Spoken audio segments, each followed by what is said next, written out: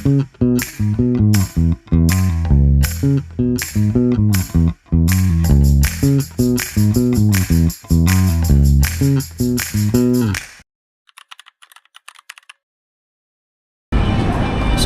good morning guys. It's May 26. Day 5. Day 5 namin dito sa Taiwan, no? And we decided to take a slow day, no? Para makabawi din ng pahinga. Kasi sunod-sunod yung lakad natin. Puro talagang lakaran eh. Talagang bugbugan. Minimum step namin per day na 20k. So ngayon we decide to take a slow day, pagpahinga, and alam mo yun, para ma-enjoy din yung bakasyon. Kasi for us kasi guys, no, hindi lahat ng travel mo abroad is kailangan i-full pack mo yung araw, no? Sometimes you need to enjoy yung kung ano man yung bakasyon mo, diba? So originally kasi may lakad talaga dapat kami ngayon. Meron akong ginawang IT for today, which is yung Tiaoxi bus stop yata, kung tama na akong pagkakabigas, and Tamsui trip. Yun dapat yung IT ngayong araw, pero since ayun nga, medyo pagod mo rin sa sunod-sunod na araw na lakad, siguro tumatanda na tayo. So yun, we decided na magpahinga ng konti. So ile-let go na namin yung trip na yun siguro. So ang isip ko na lang na ipalit for that trip, siguro ano na lang tayo, mamimili na lang tayo ng pasalubong ngayon. Ewan ko, hindi ko pa alam. Kasi ano na rin eh, 8 a.m. Let's check yung time. Alam ko nasa 8 a.m. na. And then towing guys. Stop! So din pala towing dito.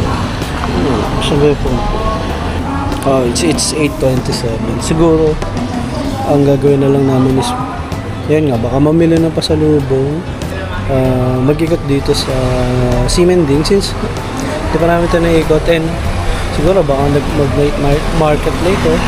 Punta na kapag night market mo dito sa Ximending. Bahala na guys. Ang mahalaga ngayon, bibili ako ng breakfast. Ito, try natin to guys. Pork egg burger. Mahaba din pila dito pag dumadaan ka rin. So yun, no? Slow day tayo ngayon. So lahat ng mga nadadaanan natin na naku-curious tayo is pwede natin masubukan yan, since wala tayong itinerary ngayon. Isa na to, try natin. Okay. One burger, two burger cheese Number 4. So ayan, no? One down. Egg burger. So yun pa tayo mabibili bago tayo bumalik sa hotel. Sana gusto ko rin try ito kasi yung una namin nabili na scallion pancake ba? No? Ito yung talagang pinipilaan sa may 7-Eleven. Yung isa kasing nabili natin nung second day yata natin is hindi siya yun. Kasong haba pila. Next time na lang. So yun, isa pang binili natin from 7-Eleven is itong steam na kamote. Sabi kasi masarap din daw yun. Yung diferensya nung kamote ng Taiwan at kamote ng Pilipinas. Wala akong makitang kape. Kape ang wala akong makita. So kayo guys, pag gusto nyo mag dito sa ano nga ba to? Singfutang. Kung gusto nyo matry yung milk tea dito, agahan nyo. Tama, gantong oras mga ano ba, oras ba, mag-9 na yata. Sorry, wala pa masyadong tao. Wala ko sasagasan ng walang polis. Wala pa masyadong tao. Mamaya kasi pag mga bandang tanghali hapon, napakadami ng tao dyan. And ito pa, isang advantage na kumuha ka ng magandang accommodation. So by the way guys, kung hindi ko pa nasasabi or kung ngayon nyo na lang napanood to, naka-check po kami sa Tomorrow Hotel. Yan, search nyo na lang. Yan, napakaganda ng location yan guys, location wise.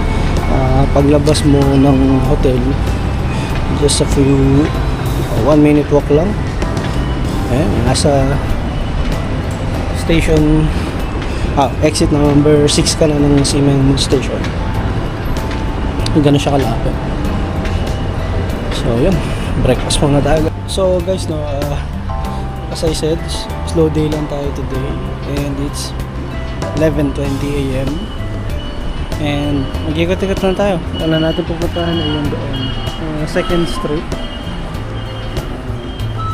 Ang pagkakaalam ko is ano yan, tindahan ng mga second hand na luxury items, mga branded. So, let's go. Mga Chanel. LV. Oh, ganda nito.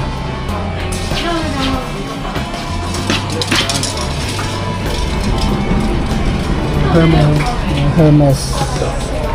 Ayan guys, oh. May mga damit din, shoes, lahat.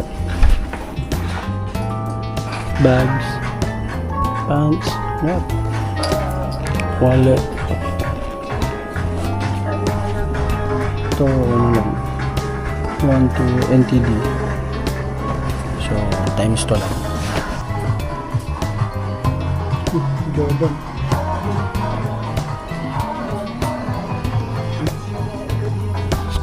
Madami dito guys. So lunch muna tayo guys. Sa to sa pinikulahan din. Laki ng pork chop. Tignan mo.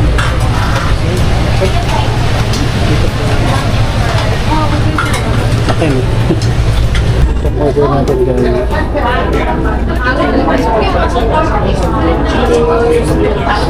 Pork chop. Shrimp spring roll. Libreng soup. May luya.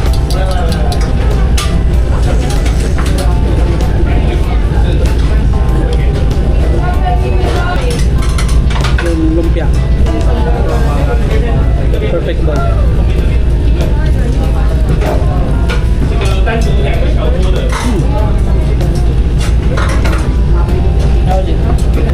Unang kagat, mainit agad. Pero ano, masarap.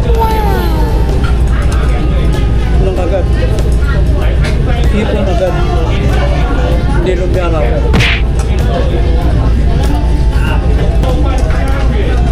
Chicken. Malutong. Hindi natin kung tama ang suspecha natin. Parehas ang lasa.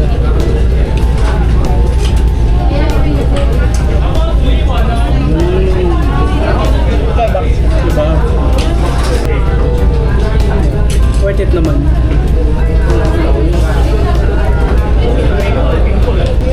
Mas masarap pa rin yung noodles doon. Sabi na po. Dito tayo kumain ng lunch. And doon tayo kumain ng first day, yung may noodles sa mga beef na may Michelin star. So ayan, kabilaan.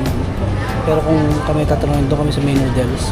So yan no guys, after lunch, nandito tayo ngayon sa GU. Sister company yata ito ng Uniqlo. So alos same din yung mga tsura ng mga damit nila dito. And then nakabili na rin kami ng pass na gagamitin namin sa mga transport nila dito since natapos yung pan pass natin. Papakita ko sa inyo mamaya yung design. And maintindihan nyo bakit namin siya hinahanap talaga. Bakit kami naghahanap, bakit kami umabot na nag 7-Eleven happy kami, okay? So shopping lang muna kami guys.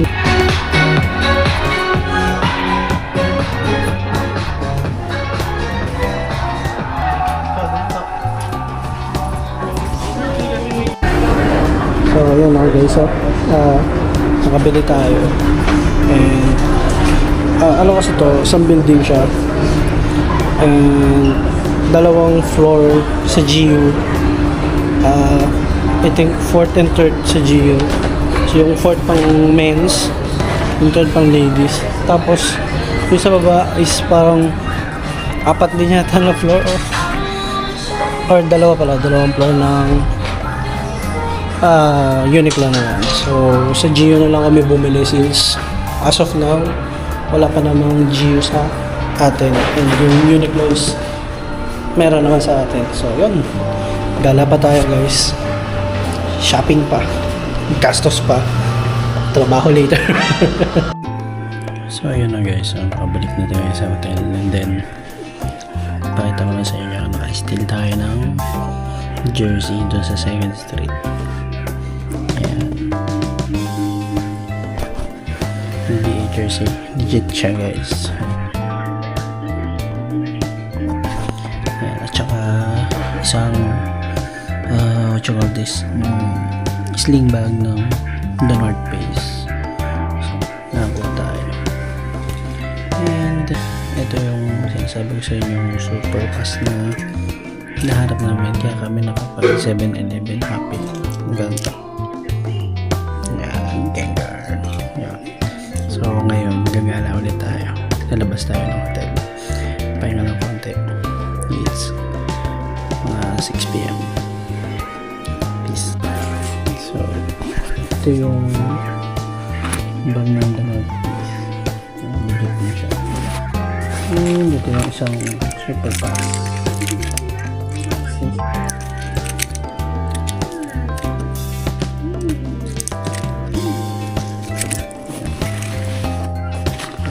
Nabili natin dun sa 2nd Street. What a steal. So guys, so it's 7:23, no? And labas tayo ngayon para mag-dinner. And ito, may performance dito.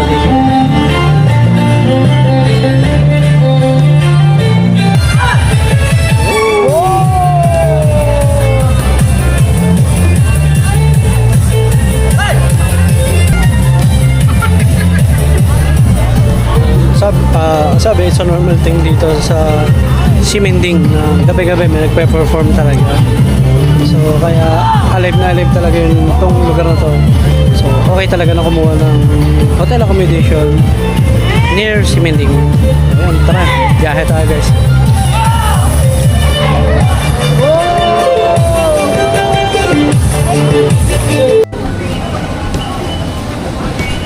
So punta tayo ngayong Rawe Night Market, and first time natin gagamitin ito.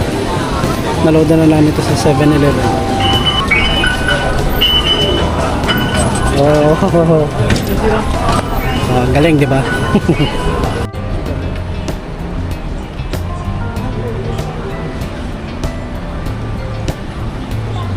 Here we are, Rawe Night Market. Oh, meron ito sa SM Marilao, diba? So, food trip tayo ngayon guys dito sa Rawe Night Market.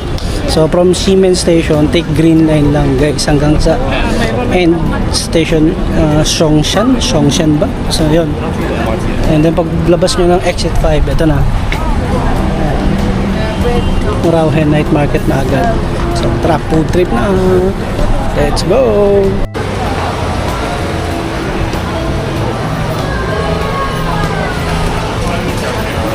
Maganda rin dito pala. Dami pagkain guys. Gawa ba? Try tayo ng isa muna. Isa to sa list ng ito-try natin. So ito na tayo.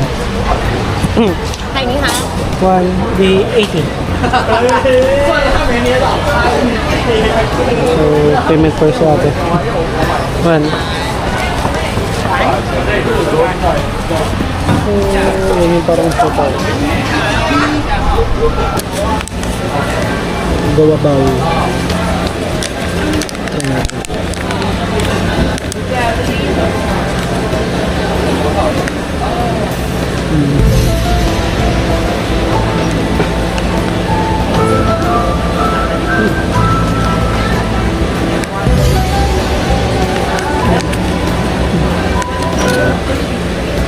Sarap siya. Pag napunta ka dito, try nyo. Sarap. Napakadaming kainan.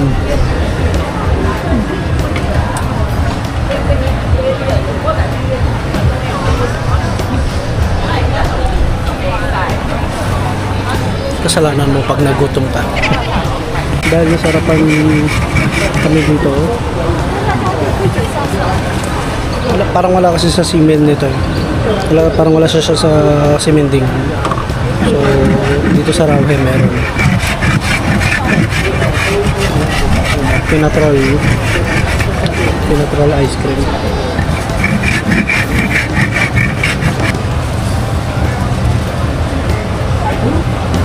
The Judgment.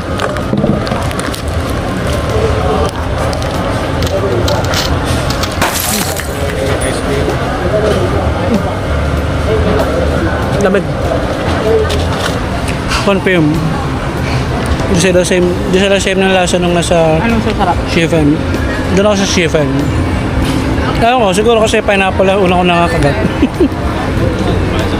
Ano dito chicken?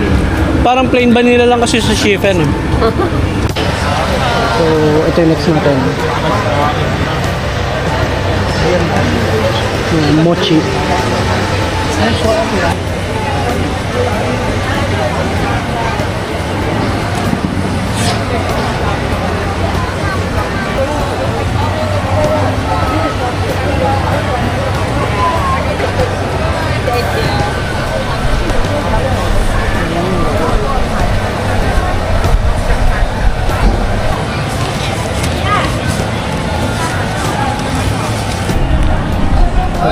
Giant mochi.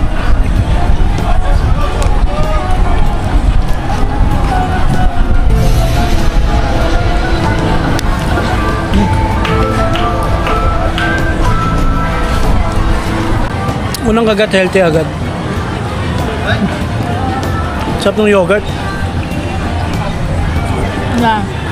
Approved din. So, ito, next try natin. Black pork sausage. Kumuha kami ng yung 50 lang, yung 50. The perfect bite.